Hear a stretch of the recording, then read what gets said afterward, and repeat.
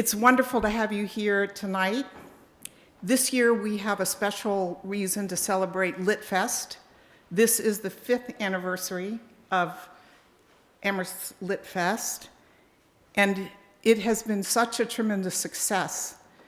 I think we can say at this point it's not just an annual event, but it's actually a tradition, a highly anticipated one that's embraced by the student, staff, faculty, and community.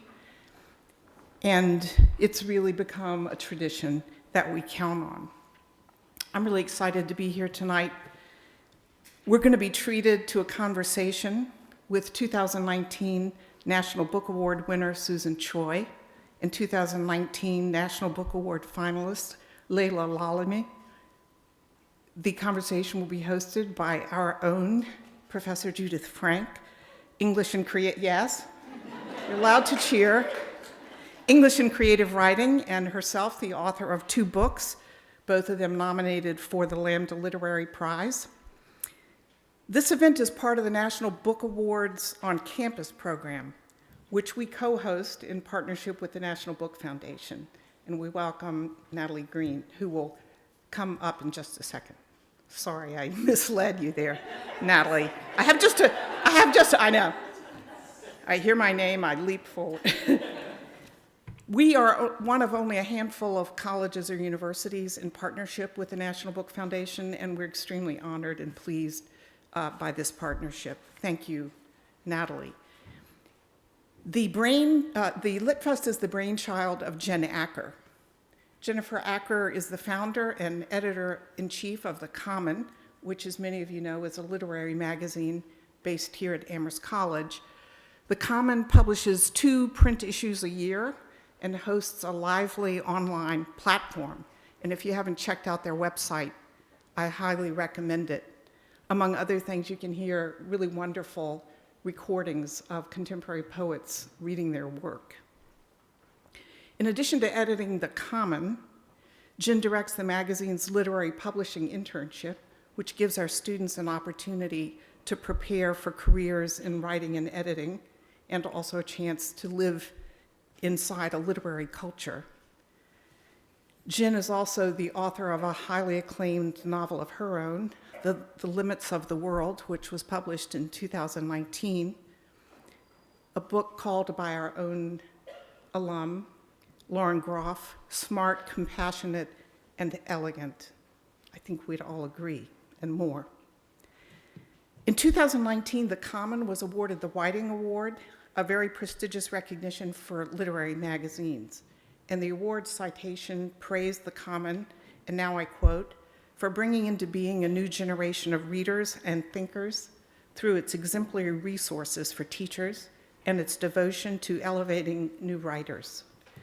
I want to congratulate Jen Acker and her staff for this accolade, the latest of the accolades for The Common, but also to thank her for this LitFest. Without her, it would not have become the fabulous tradition that it is. Thank you, Jen, and congratulations.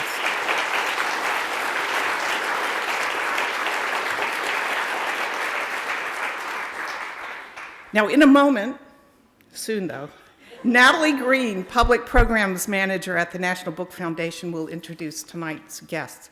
I just want to end by thanking other people who did so much to help organize LitFest. First, our amazing special events team in the communications department, led by Austin Hewitt. Austin, I don't know where you are. Oh, there you are. This is the best events team I can possibly imagine anywhere in the world. They're just incredible. Thank you, Austin. Applause for Austin.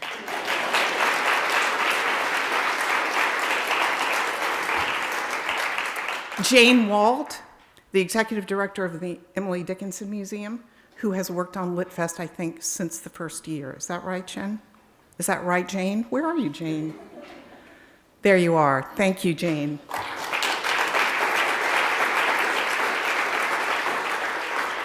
The amazing Paul Gallegos, the director of student activities. Paul, are you here? No. Well, he does an amazing job. And Daryl Harper, professor of music and director of our Center for Humanistic Inquiry. Daryl, where are you? Daryl. And now I'm delighted to introduce Natalie Green. Thank you.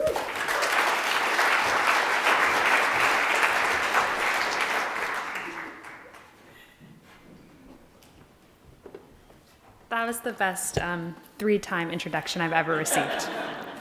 I'm Natalie Green, and I'm the Public Programs Manager at the National Book Foundation. I'm thrilled to welcome you to this evening's event. Our 5th year, we've been doing all 5 alongside Amherst College for their LitFest to celebrate National Book Award honored authors and their work. Many thanks to Jen, her LitFest team, Amherst, and the Croxton Lecture Fund for making tonight possible.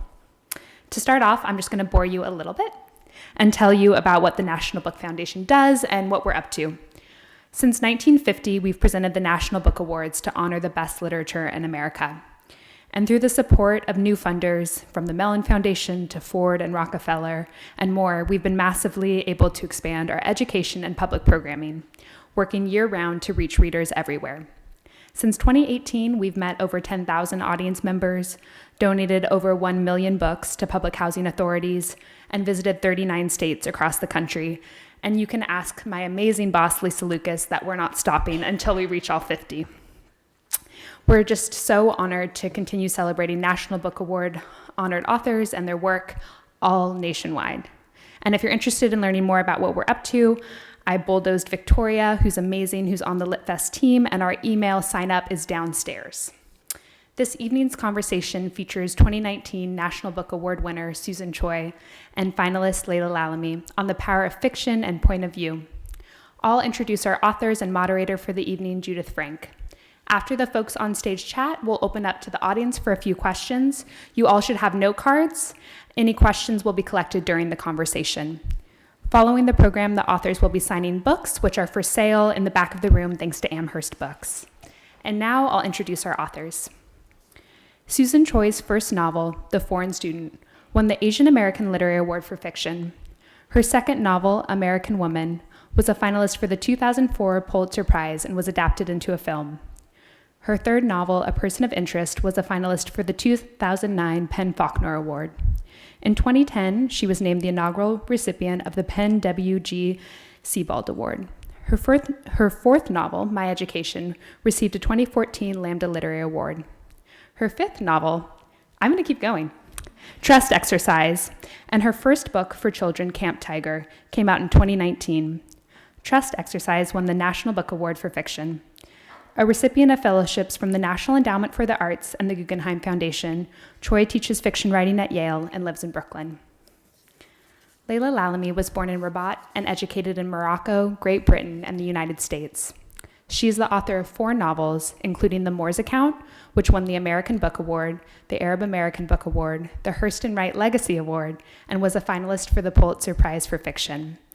Her most recent novel, The Other Americans, was a Los Angeles Times bestseller and a finalist for the National Book Award in Fiction. Her essays and criticism have appeared in the Los Angeles Times, the Washington Post, the Nation, Harper's, and the New York Times. She's received fellowships from the British Council, the Fulbright Program, and the Guggenheim Foundation, and is currently a tenured professor of creative writing at the University of California at Riverside. She lives in Los Angeles. Her new book, a work of nonfiction I can't wait to celebrate called Conditional Citizens, will be published this spring. And our moderator. Judith Frank is the author of a book of criticism, Common Ground, 18th Century English Satiric Fiction and the Poor, and 2 novels, Crybaby Butch, which won a 2004 Lambda Literary Award, and All I Love and Know. In 2008, Frank received a National Endowment for the Arts Fellowship. They have been a resident at Yaddo and the MacDowell Colony and have published short fiction in the Massachusetts Review, Other Voices, and Best Lesbian Love Stories 2005. They teach English and creative writing here at Amherst and are currently working on a novel about race, reproduction, and queerness. Give it up for our authors.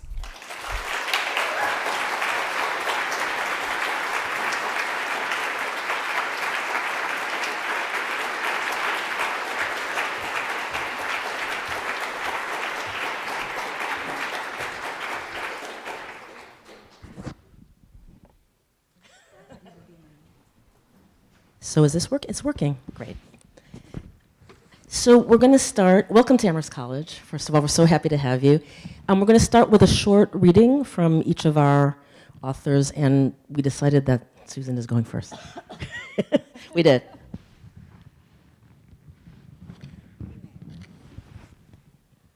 Hi, everyone. Thanks for being here. We decided I would go first, and I'm going to try not to over-explain the short passage that I'll read from Trust Exercise, but so that it's not completely incomprehensible. We're in a performing arts high school in the 1980s with some theater students. Sarah and David are our main focus right now. They've just had a disastrous breakup. And just in time for their catastrophic breakup, they have to go to movement class, which is taught by a brand new, very enthusiastic teacher from France, whose accent I will try not to imitate while I read. Although sometimes the ham in me gets the better of me. The black box was just as it sounded, a black box of a room with a large platform stage at the center, low enough to require no stairs. During performances, black drapery made the aisles behind the risers the backstage, but today the drapery is furled. The box is open to its walls and its faraway ceiling, crisscrossed by the lighting catwalks. Ms. Rozo says they are to walk, walk, walk. Move, move, move, all through this marvelous space. They must make themselves free to explore every inch. Not the catwalks or ladders, no. Laughter. All right, you are all very clever.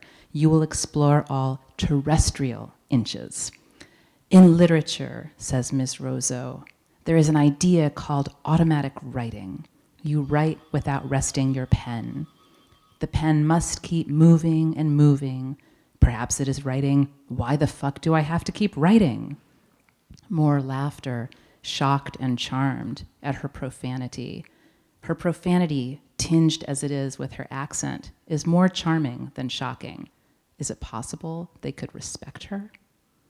Well, this unbroken movement of the pen unlocks the secrets within. And if the pen can do this, then how much more the whole body? Let your body lead you. Your only order to it, never stop moving. Otherwise, it is in charge. I will help you with music. Oh no. No, they can't respect her. It's perfectly ridiculous. And the music she's playing, Cat Stevens, the Moody Blues.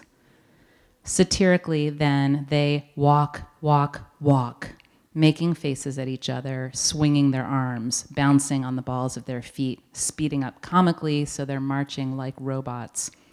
Whenever Norbert and Colin pass each other, they make absurd faces. Then, when they pass each other again, they both make absurd faces and leap into the air, still without breaking stride. This behavior spreads, evolves. Most of the boys adore Monty Python and embarrass the girls at lunch with their flawlessly recalled and completely unfunny enactments of skits by which they, the performers, are slain with hilarity. In the black box, the boys do silly walks, and then pratfalls in motion to show they are slain with hilarity. By and large, the girls grow increasingly serious as the boys grow increasingly ludicrous. The girls no longer walk. They glide, they skim, they slice. The music changes to classical stuff without words. The girls begin taking on speed. An additional layer is added now, high speed without hitting one another. They're weaving a mad tapestry with their movements. Some unpredictably change direction in the hope of collisions. No matter what they do, no matter how subversively they do it, Ms. Rozo cries from the sidelines, "Good! Move, move, move! Ah, you are making something."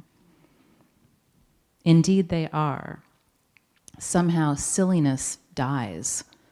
All the theatrical forms of movement, the silly walks, the pratfalls, but also the arm swinging, I am carefree, and the deliberate direction changing, I am a rogue, leach out of the room. unexpected collectivity has slowly emerged in its place. Perhaps most important, embarrassment has been given up. Without their having noticed it, they're no longer embarrassed. Their speed has equalized until they're all traveling at about the same rate. Their winding paths, their clover leaves and hairpins and loops knit some underlying pattern as if they learned this maypole dance beside their parents as children, as if it binds them to something and makes of them something. Sarah's face is streaming tears. At the point where she ought to curve left or curve right, she goes straight and plunges out the black box doors and down the hall, running, her speed snatching the tears from her face.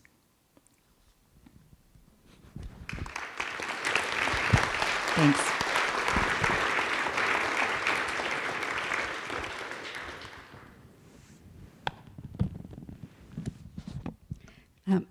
Good evening.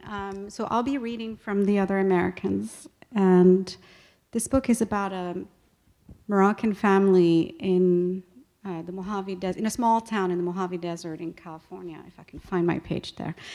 And it's about a family whose members have become sort of alienated from one another, and they are brought together again by the death of the father. And it's told from 9 different perspectives, and I'll be reading a short section told from the perspective of the dead man's daughter.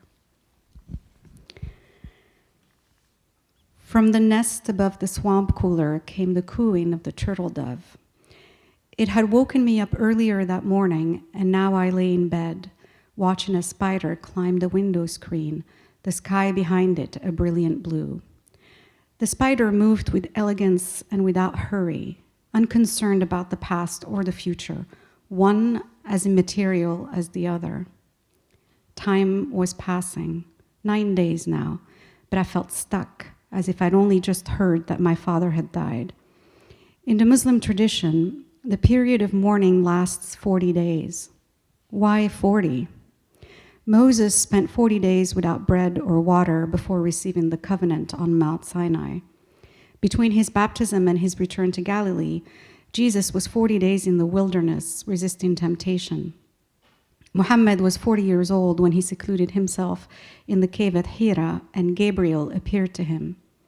40 was a potent number, a promise that ease would come after hardship, that good tidings would follow bad.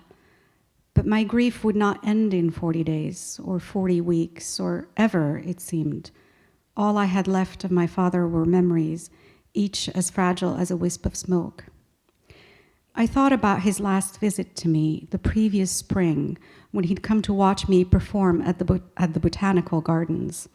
He'd worn a pinstripe suit and a black tie, and looking at his reflection in the full-length mirror in the hallway of my apartment, he had said, "Noraini, wait." I was already at the door, the folder with my music tucked under my arm, my hand halfway to the light switch. "Wait, Noraini." My father took off his jacket and, sitting on my piano bench, brushed his shoes until they shone. He wanted to look his best for the performance. Come to think of it, he always wanted to look his best when he ventured out of his work clothes, as if any trip into the wider world, the whiter world, was a test he might not pass someday, if he wasn't careful. At the Botanical Gardens, he'd asked a passerby for a photo of us standing by the marquee with my name on it. Where was that picture now? In a drawer under my bedroom window? Or somewhere on the desk I shared with Margot? I'd have to look for it when I got back. I needed to get back to my new piece, too. I wanted to finish it in time for fall fellowship deadlines. Then the cabin phone rang, startling me. It was an old-fashioned landline phone, and its sound was urgent and bothersome. I dragged myself out of bed to pick it up, holding the receiver close with one hand and working with the other to untangle the cord. The line crackled. "Can I speak to Mr. Gerari?" a man asked. His voice was high-pitched, almost feminine in tone, and he spoke with a European accent I couldn't place. "Gerawi," I corrected, my heart skipping a beat. "Sorry, it's hard to make out the handwriting on this order. I only have the carbon copy in front of me. "Is Mr. Garawi home?" "No, he's not here. He passed away." There was a moment of shocked silence on the other end of the line. In that time, I relived my disbelief at the news of my father's death, the sight of him in his burial shroud, how cold his skin had been when I touched it, the grief and anger that took turns inside my heart. I'm sorry," the man said. "I didn't know. I called the cell phone number he left me, but it went to voicemail, and no one ever answered this one until today." "He didn't give you the house number?" "No, just this one." After a moment, the man drew his breath again. "Who should I talk to about getting paid for the balance?" "What balance? I'm sorry, who did you say you were?" "The balance on the engagement ring he ordered in April. This is Maurice, from Maurice and Dana's Designs." I had trouble parsing the phrase engagement ring. It didn't seem to belong to a language I could speak to or understand, and that feeling persisted even after I wrote down the address for the jewelry shop, drove to Palm Springs to find it, and was buzzed inside by Maurice. I was clinging to the possibility that there was some kind of misunderstanding, that my father had meant anniversary ring, even though my mother had developed an allergy to detergent some years ago and couldn't wear rings of any kind. "I'm here about the ring," I said, nearly out of breath as I walked into the shop. Thank you.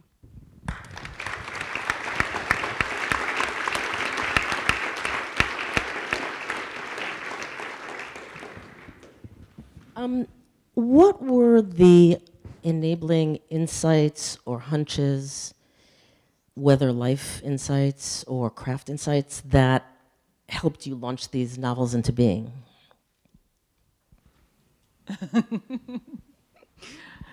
What if there were no enabling instincts? That's totally. Next question. No. Well, I know I love your question, but I just for this particular novel, it was actually the disabling of my ability to finish the novel that I was actually working on at the time. Oh.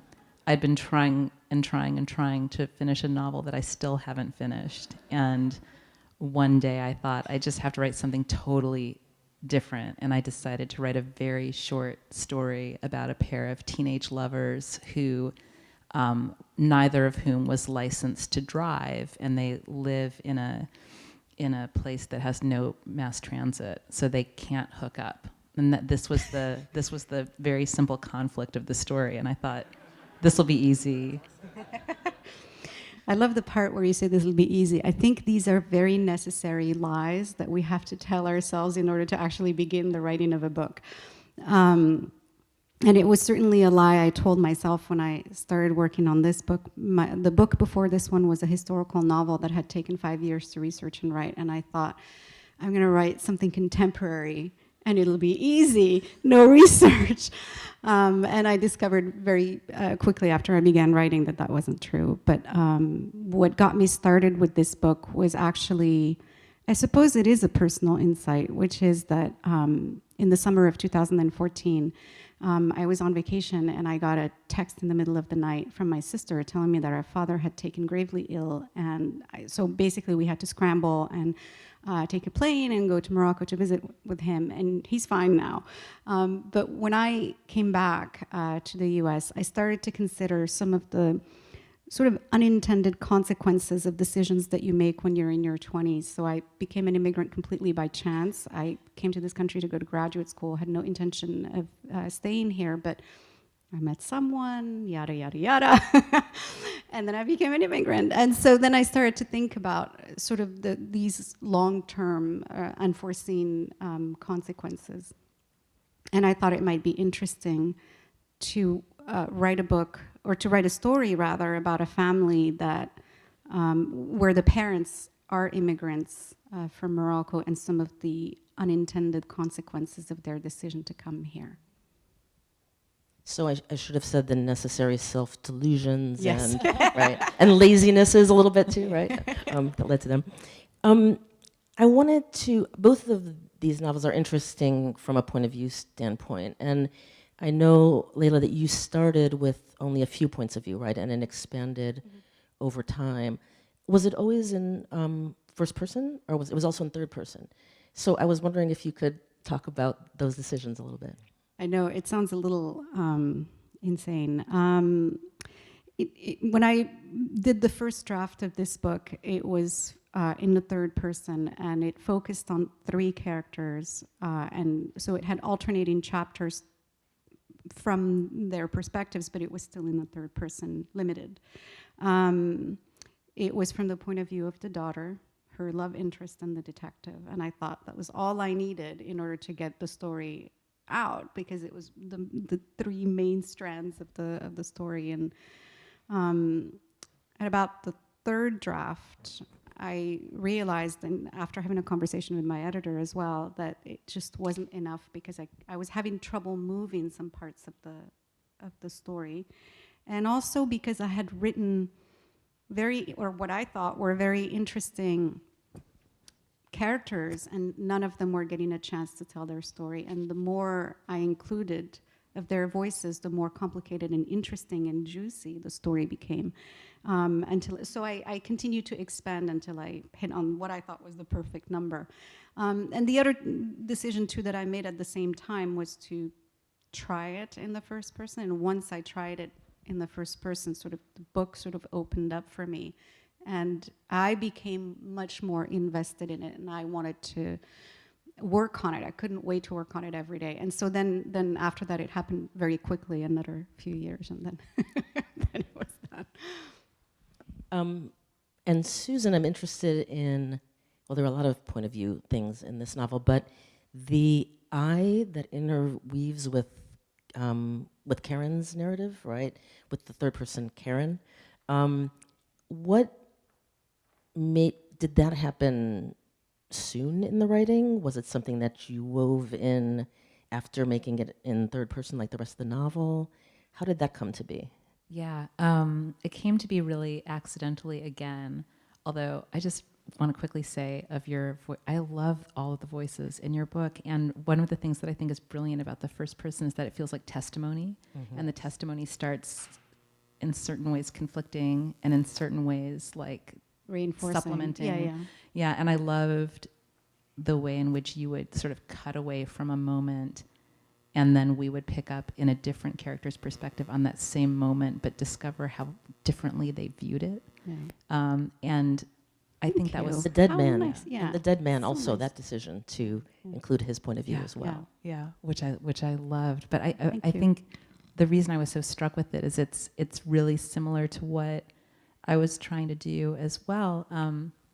So what had happened with Trust Exercise, which is really a series of accidents. First, the accident of trying to write a short story, and then it wasn't easy, and it didn't. I never finished it. It never became a story, but a book. Is that I wrote this first section that's in the third person. I read from it. Really up to the point at which I was just sick of it myself, and I just put it down because I was still trying to write this other book. It was not what I was really doing, and so I put it down for so long that I'd started it in I don't even know how many years ago, but by the time it had been, it languished until mid to late summer of 2016. It was still languishing, and around that time, I had become very preoccupied by other developments in the larger world, and the main sensation I kept having at that time that we all remember so well because it's still happening was, why is this story that's the story of my life and my country and my experience, why is the story being told by someone who is telling it in a way that's so completely offensive and just hostile to my entire existence? I felt as if someone was telling my story but telling it all wrong. All sorts of different aspects of our national conversation felt like a story that was suddenly being told in a really damaging way, and it was interesting because I started idly thinking about this material that I'd been writing, and I thought, I wonder if there are any people in the world of that story, who also feel really misused and ill-treated and spoken for in the worst possible way by that narration. And it sort of occurred to me that, maybe there were characters in that world who were angry and disagreed. And as soon as I thought of it, I realized, yes, Karen. I remembered this very minor character, and I thought, Karen is mad. She's just mad about what's being said about her and her experience. She just doesn't agree. I like that you sent her to therapy for many years also. And the way that her mom, who's lovely at the end of the first part, then becomes unlovely in her narration is fantastic. What did you think was offensive about the first, where did you locate the offensiveness in the first version? I was going to ask, did you always know that this was somebody else's, that this was Sarah's narrative, but clearly you didn't, right, when you were writing it. Yeah. But what did you find offensive about it? Well, it wasn't so much that I thought it was offensive as I thought this is a story that involves many, many people, but it's being told from one perspective, and inevitably when one perspective tells the story, there is going to be someone who feels that the story isn't being told correctly. And that was where Karen sort of bloomed. Karen had been someone who was so minor, and I think that was the beginning where I thought, what if she's sitting around thinking, I'm not minor, I'm not marginal. And so that was where her anger started. And then I thought, well, why is she angry? And so you wrote, but there's also the I, right, that winds its way through. So it goes back and forth from Karen in third person to the I, right? Yeah. Did you do that initially? Did you start it that way, or did that weave its way in? Yeah, it's interesting because I really thought of the Karen section as being much more like Laila's characters who are testifying, who are telling their own angle on this shared experience. And so I think of Karen as being someone giving sort of a monologue, but part of her thing is she's like, oh yeah, you're going to tell Karen's story? Well, I can tell Karen's story because I am Karen. So actually, I think I know the story better than you. And so I think of that section as more a first-person section in which she goes into third to prove that she's better at it than the other storyteller was. Interesting. I was thinking about the I today and about it points in two directions. It points to, it's the Karen I that you're describing, but there's also then suddenly the specter of the authorial I as well that comes up. I don't know if that was part of your thinking. It starts to, it's just making memoir and fiction. It's blurring those, right, intentionally, I think. Yeah. I mean, yes and no. I mean, I think that really, it's more honest to say that the voice to me was Karen's voice, and Karen's voice playing with storytelling, and Karen's voice playing with the idea of Karen's story and getting to tell it as opposed to having it told for her.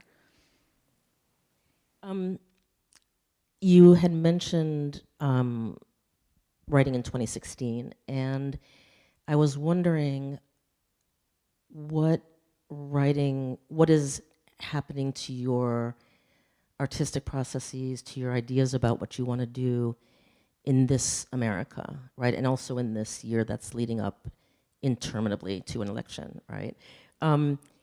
What are you thinking about what you want to be doing? What are you thinking about old projects? You both write quite political work, and writing to this moment. You are writing to this moment politically, whether it's Islamophobia or whether it's sexual predation, right? You are. I'm wondering just what your thought process is now as novelists about writing fiction for yourselves, not like what the goal, the aim of fiction should be right now, but what it's like for you personally. I think it's interesting how the word political is applied to fiction. I remember when my very first book came out, my first book is called Hope and Other Dangerous Pursuits, and it's about a group of immigrants who cross the Mediterranean on a lifeboat, so it's told from different perspectives. And I remember I gave it to a friend of mine to read, and she returned it and said, it's a political book. And I was really taken by surprise because I thought, well, what is political about it? And then it took me a bit of time to realize that anytime you write or you have a character that's an immigrant, then it becomes a political book. So the term political is applied to pretty much any book in which the center of the story is not a center of power. So anything that's not like about a white male, a rich white male doing I don't know what. And so I'm not, I'm kind of used to it now because it's been applied to pretty much everything that I've written. And with this book, when it came out, one of the very first questions that I was asked is whether it was a response to Trump. Can you imagine that I would live my life as a writer, like thinking about this, about this person and writing stories in answer to this person? And the answer, of course, is no. That I think about him enough on a daily basis. I don't need to think about him in fiction. And in any case, the book, I started working on it long before the election. My goal was to write a story about this family, and in switching perspectives to sort of explore the unreliability of our reality. I remember after the election, everybody was walking around, or a certain number of people were walking around in a daze, wondering what had just happened. And what had just happened was that reality now was being presented from a completely different perspective. It doesn't mean that perspective wasn't there. It was there all along. It's just that people weren't aware of it or weren't listening to it. And it's interesting. I only realized after I heard you talk about the process of writing this book and the switching of perspectives from Karen to bringing in Karen as a character, that the switch from the third person to the first and opening it up and bringing in more perspectives in this book happened in 2016. Because I had done 2 or 3 drafts in the third person, so it's right about that time that I then switched to the first person. And I did feel that by doing that, then it really opened up the possibility of exploring different ways in which we interact with reality and how limited personal experience is. And this book gave me that opportunity. Yeah, I'm not sure how much I can add. I think it's really fascinating to think about this label of political as it's applied to fiction, and I agree with you that the label political as applied to literature has always fascinated me, because I do think that it's deployed very, very frequently to label a minority story of some kind. So whether it's a story about a person of color, or whether it's a story about any sort of character who seems to occupy like a non-normative life position, it'll turn into like a political story. And a lot of my work has been called political. Almost all of my books have been called political, although I've never set out to write a political story. And in fact, the book that I referred to as having sort of given birth to Trust Exercise because of its huge failure, its ongoing failure, is a book that I think is failing in part because it came out of certain preoccupations of mine that I now recognize as having been kind of consciously political, which I think for a fiction writer can often be like death to the story. If you set out to tell a political story, a story that you conceive of in that way, it often closes off the possibility of actually like bringing your characters to life and telling a story successfully. If you can do that, then afterwards the reader often finds political meaning. But I think it's harder for us to make meaning if we're setting out to be political in advance. It's interesting to hear you. I think it's a particularly American thing to think about political as a pejorative thing. When I say that, I actually mean it. I think your work is deeply political, both of your work, in a great way. I mean, I mean that as a compliment. I do think that the industry and the culture both are very worried about producing work that can be seen as political. It marginalizes it in some way, or No. thinks that it's not artistic, right? If it does that. Absolutely. I mean, no, and I want to say, like, I'm very proud of my work being taken as being political. So political. I'm glad of it, but I think the label is pejorative, and as it's usually applied in the marketplace of literature, and I've actually like written about this idea of the political novel, and I love this. This essay by, I think it's Morris Dickstein, who talks about Middlemarch being kind of like the ultimate political novel because it's about life, and actually, like, every novel is political if you can actually view politics as being about the ways in which we live in the world. About power in general, and any kind of a relationship between different people that involves a power imbalance is by definition going to be political. I wonder if the reason that it is viewed so in this pejorative way, there is a certain policing that happens in calling books political, which is a way to sort of undermine them and say, well, if they're political, then they can't be aesthetically accomplished. You know, there's a bit of policing. Because they must be like pursuing some sort of agenda. Yeah. Yeah. Did your editors, or agents for that matter, but did your editors have any suggestions or concerns that you addressed in revision? And if so, could you take us through that? Sure.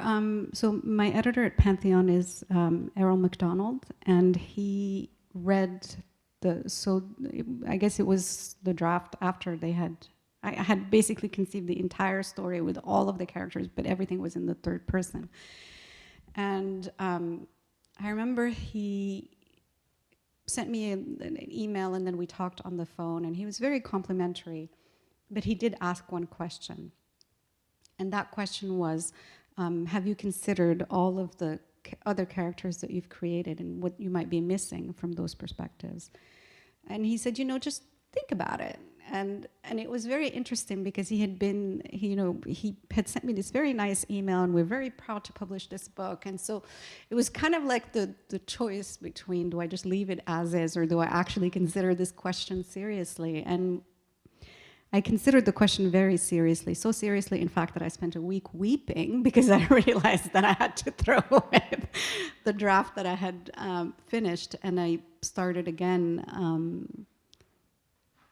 and started expanding it to different perspectives and trying out a different way of doing point of view. And then I felt so grateful because the fact that it was that question that led me to reconceive the book and to actually enjoy myself even more in the writing of it. So yeah, it was a great experience. Yeah. My editor would write, just a thought. Yes. Yeah, I'm so grateful for real thoughts that either the agent or the editor brings to, especially if it challenges what you have, even though, yes, sometimes there's weeping when you're like, oh no, that was a really good question. I have a wonderful, wonderful editor, but I think even before my book found its way to the editor that I worked with, my agent had asked me a really galvanizing question, because this book originally had a different ending. So my book is in 3 parts, and the 3 parts grow progressively shorter, so that the third part is the shortest part.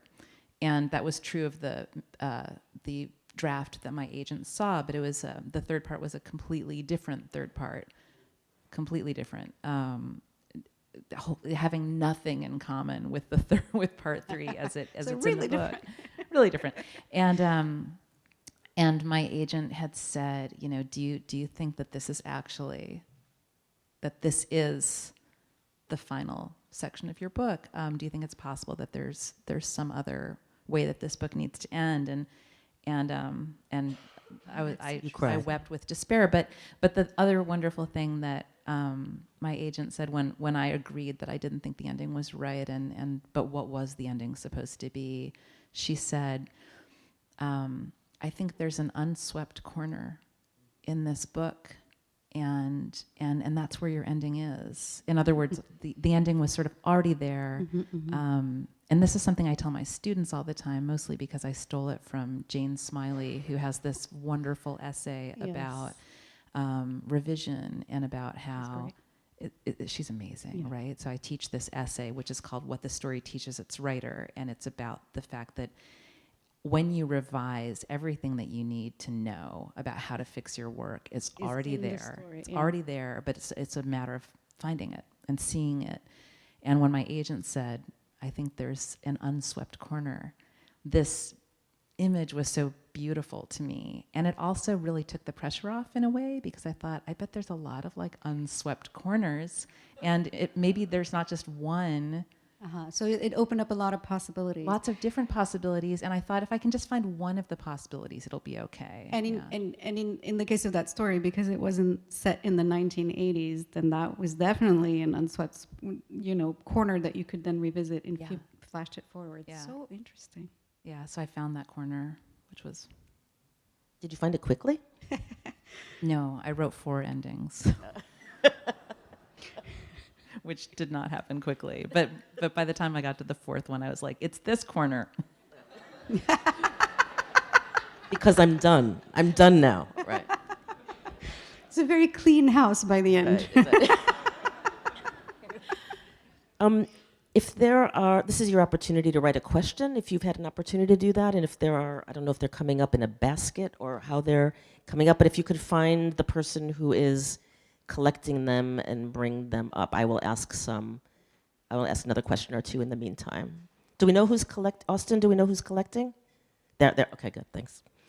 I have a question about the awards circuit, about awards, and about how being nominated for or winning major awards affects you when you sit down to do the extremely solitary work that you know that you're going to have to commit to and stay with for years, probably. And it's going to require commitment and faith. Does it help to have had a chance to do a victory lap from the last one? Does it create pressures that are does it create pressures? What is that? I'm thinking about the relation between yourselves sitting up here and the self that's sitting down at your desk and trying to get yourself settled and in a place to write. Speaking of perspective. You want to take this one, Susan? You won, Not really. I spoke last. I mean, I don't know about you, but I wish I could say that, winning this prize or being up for that prize or getting some kind of notice for a book or it doing well made it easier to write another book. I wish that were true, because then, right? Life would be easier. All you have to do is get to that, and then it just, for me anyway, I don't find that it changes anything. It doesn't even change your level of confidence, because although you have experience and confidence are not the same thing. And when I sit down to write another book, well, first of all, I always try to write something that's very different from the previous book. And each one sort of teaches me how to write it. So it's a new journey each time. So then, anything else that's happened outside of it is essentially noise. And it's not helping with the actual writing of the book, which has nothing to do with noise. It's the opposite of that. You have to dwell in silence, and you have to, be focused. And it's just, I don't know. I don't find that it makes it easier at all. Yeah, I agree completely. I think that there's a total disconnect in a way between the public work of sort of being an author and the private work of sitting at home trying not to have another snack and get to whatever the word count is for that day. And I think that the thing that has been most helpful to me, and maybe this is the same for you, because at this point we're that sort of cringy term, mid-career writers. I'm always And it happens in the blink of an eye. Or like I you're know. emergent and then suddenly you're mid. Yeah, you go from emerging to like mid-career, like almost instantly. Yeah, and mid-career sounds like midlife, and midlife never sounds good. It's just not sexy. But I think what has been helpful about like this mid-career place is accumulating a lot of experience of being lost and frustrated and rudderless and writing hundreds of pages that never go anywhere and having no ideas and being in despair. And, you know, the great thing about the mid-career is that you can go, oh, all of these bad things have happened before. Like all of the really fallow moments start to form a pattern where you're like, all right, this is like a large scale pattern, and the pattern also seems to consist of like every once in a while finishing something. So that's reassuring.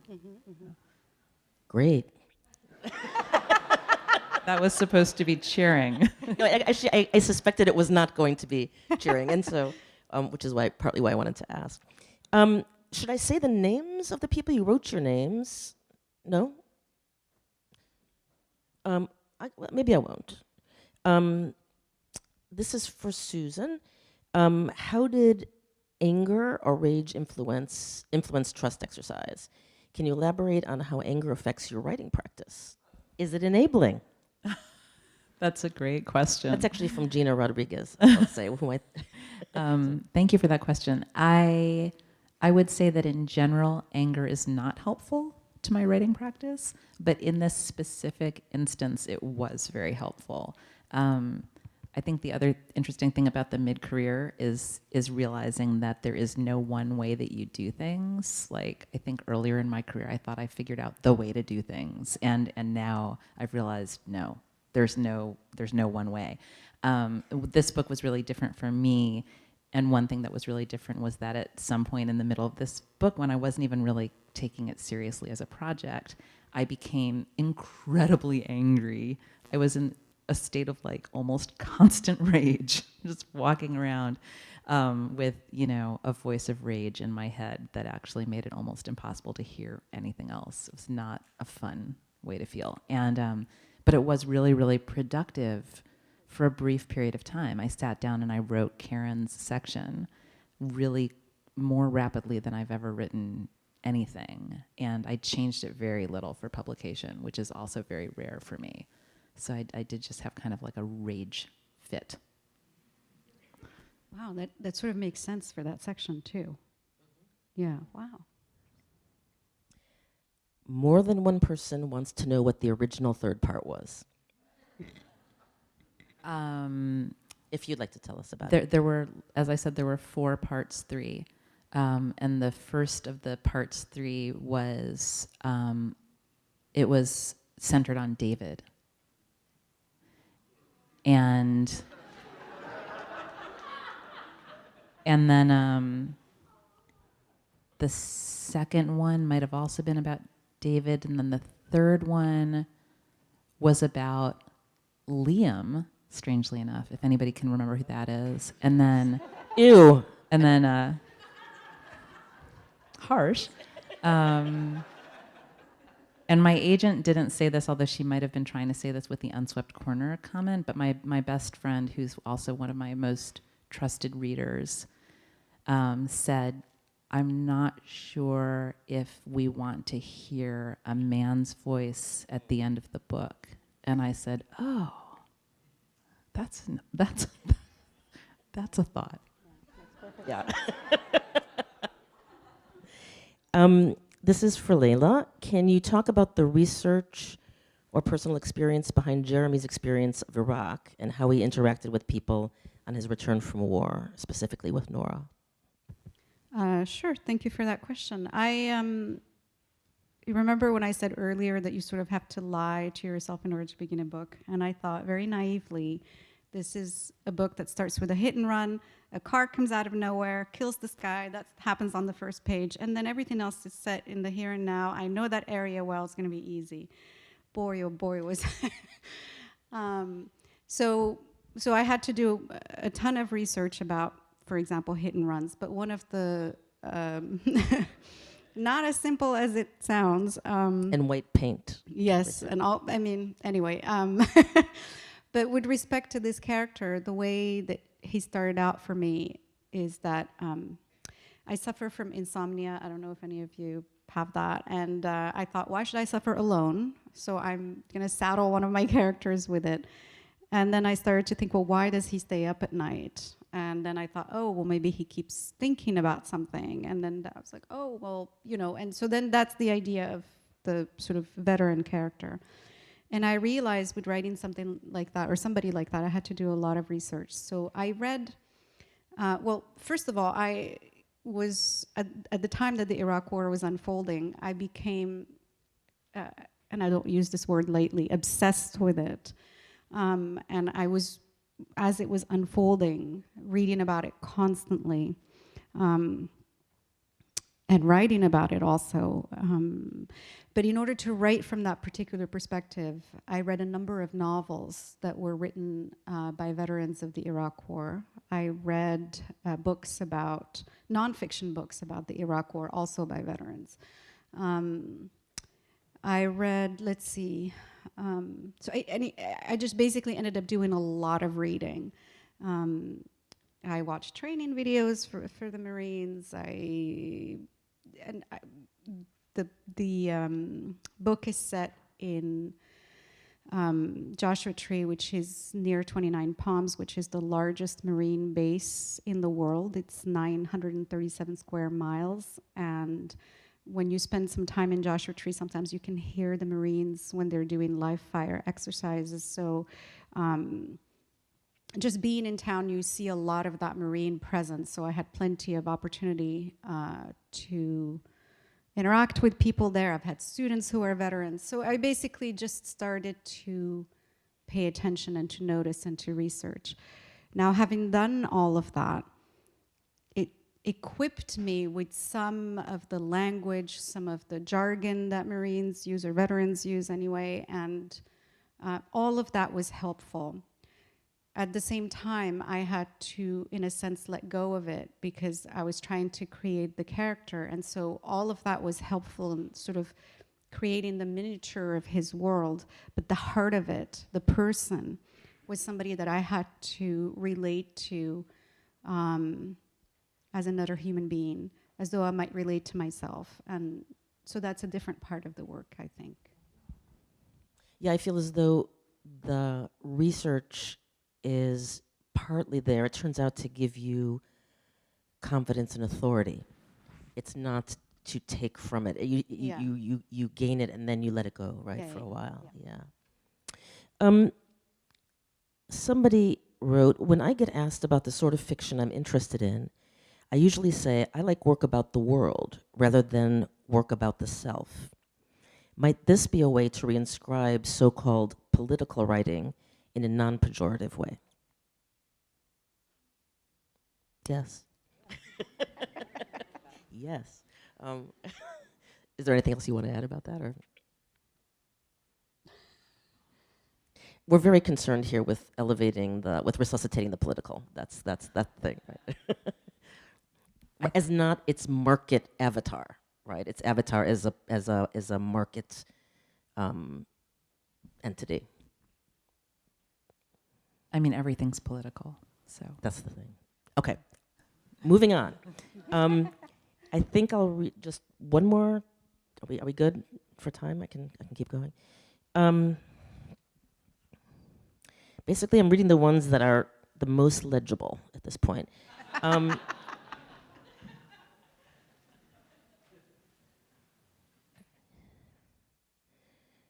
In the trust exercise, what do you consider our exercise? Do you think society today needs to undergo such exercise?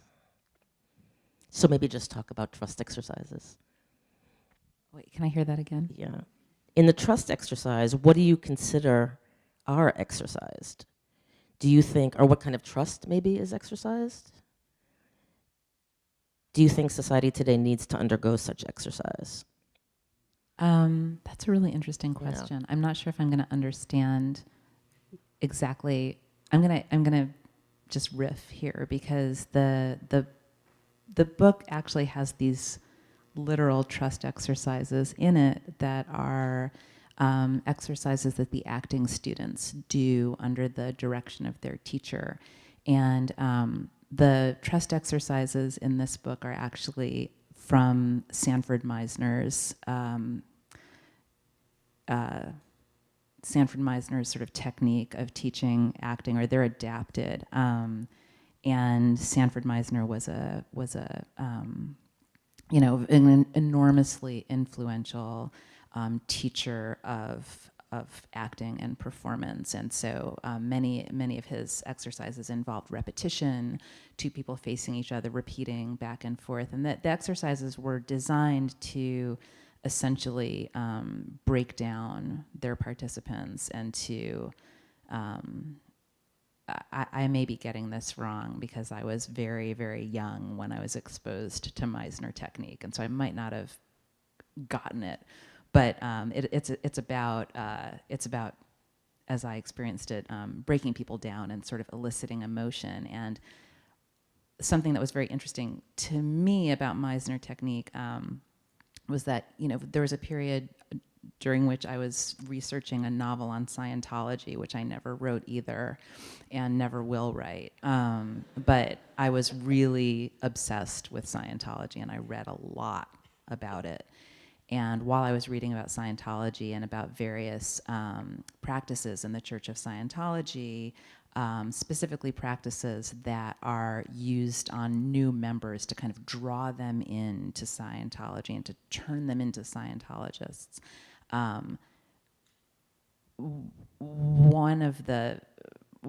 there were all of these techniques that I recognized, and I realized that they were Meisner technique. They're actually the same thing, but Scientology gives them different names.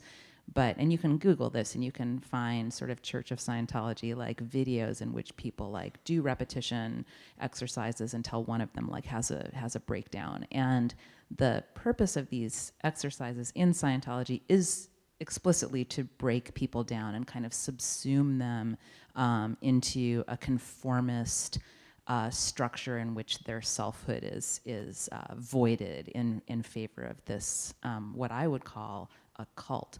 But that's a controversial position. And so I think it's interesting that. And so no, I don't think that these trust exercises are sort of have like a wider social utility, because I think that what they prove to be useful for is creating conformity and quashing individuality in a very powerful and kind of disturbing way. Well, very interesting. It's making me think about training for the army, what you're saying. Yeah, which is a similar process. Yeah, it's breaking of the individual where they can't even use, and this goes back to the research question, but they can't even use I. So when they are in boot camp, they say things like this recruit, like you talk about it. So it's and everything is yes sir, no sir. And so it's very interesting. It goes to what you were saying about how the exercises are designed to create conformity, and it's very interesting. I'll ask one more question, a little bit about trust exercises. It's about readership, because it's also, in some ways, a trust exercise with us, right? It's a challenging book, and makes certain kinds of demands of the reader. So what I want to ask you both is there a reader, or an ideal reader, or a reader that you have in mind when you are writing that sometimes you're just checking against?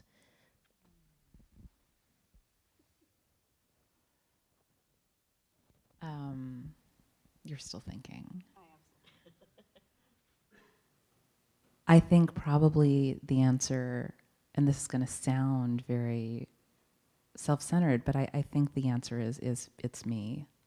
I don't really think about a reader, an abstract sort of reader out there. I don't even really think with Trust Exercise, it's a book that involves teenage characters for many of its pages, and I didn't certainly think about it as like a YA novel versus an adult novel. I mean, it's not a YA novel, but I don't really think about a reader. I think that I'm always the reader that I'm trying to please. I'm hard to please. One of the interesting things about this book is that it implicates the reader in the sense that the reader knows everything about all the perspectives that are presented in the book, but each of the characters obviously only knows their own perspective. So in a way, the reader gets the sort of more complete picture and all of the different biases and misinterpretations that each of them is having. And so it's kind of interesting when you think about a reader for something like that. I would say that I write for a reader like myself, which is maybe a little bit different than reader who is myself. And